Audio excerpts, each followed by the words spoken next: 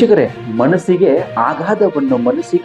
ನೋವುನುಂಟು ಮಾಡುವಂತಹ ಒಂದು ಘಟನೆ ನಡೆದು ಹೋಗಿದೆ. ಮಗಳ ಪ್ರಾಣವಿಲ್ಲದ ದೇಹವನ್ನು ಸೀಳಲು ಬಿಡನೆಂದು ಬೈಕಿನಲ್ಲೇ ಹೊತ್ತೊಯ್ದ ಅಪ್ಪ.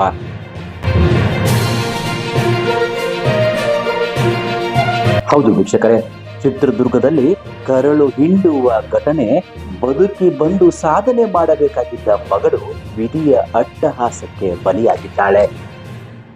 ಗ್ಯಾಸ್ ಗೀಜರ್ ರೂಪದಲ್ಲಿ ಬಂದ ಮೃತ್ಯು ಪಿಯುಸಿ ಓದುತ್ತಿದ್ದ ನೂತನ್ ಎಂಬ ಬಾಲಕಿಯ ಪ್ರಾಣವನ್ನ ಹೀರಿದೆ. ಇತ್ತ ಮಗಳ ಸಾವಿನ ಆಘಾತದಲ್ಲಿದ್ದ ತಂದೆ ಮರಣೋತ್ತರ ಪರೀಕ್ಷೆಗೆ ವಿರೋಧ ವ್ಯಕ್ತಪಡಿಸಿ ಪೊಲೀಸರೊಂದಿಗೆ ವಾಗ್ವಾದ ನಡೆಸಿ ಮಗಳ ಮೃತದೇಹವನ್ನ ತನ್ನ ಬೈಕಿನಲ್ಲೇ ಮನೆಗೆ ಹೊತ್ತೊಯ್ದ ಘಟನೆ, ಕರುಣಾಜನಕ ಘಟನೆ ಕೋಟೆನಾಡು ಚಿತ್ರದುರ್ಗದಲ್ಲಿ ನಡೆದಿದೆ.